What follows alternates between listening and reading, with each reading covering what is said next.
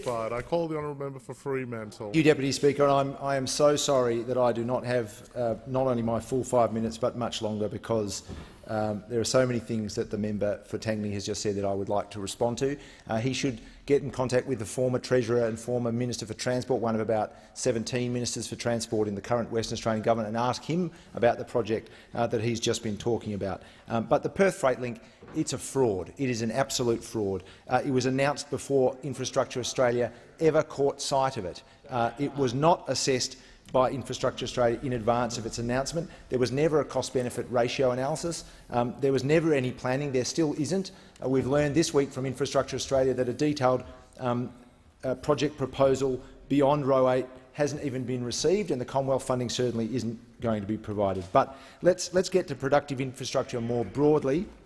Despite 9 years of government at the state level and a healthy complement of federal coalition representatives, Western Australia has been left to fall off the cliff when it comes to new productive infrastructure. That is neglect and incompetence on a grand scale and at a terrible time, because despite the Treasurer coming in here and the Foreign Minister coming in here and purporting to tell Western Australians that things are going great guns in WA, anyone who's ever been the other side of the Nullarbor knows that that's not true. Last year, demand in the WA economy shrank nearly 8%. We have the highest unemployment in the country. Underemployment is at the highest level ever recorded. Employment participation is at the lowest level ever recorded.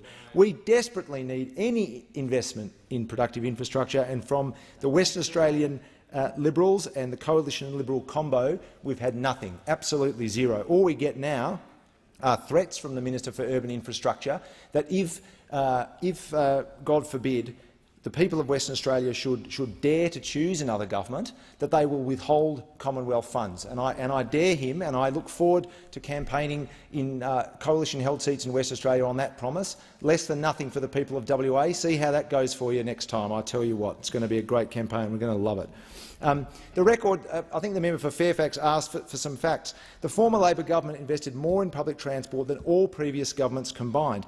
We invested in the lowest year of the former Labor government. We invested more in infrastructure than this lot have invested in their best year.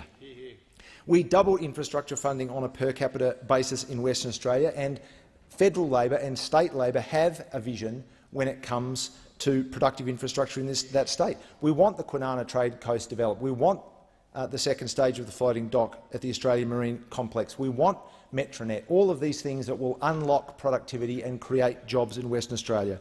The Coalition believes it's entitled to govern and to represent Western Australia in perpetuity. The Foreign Minister said today in question time that the Liberal government should never change, that it should never be varied from, that she wants a one-party state in Western Australia. 4:30 p.m.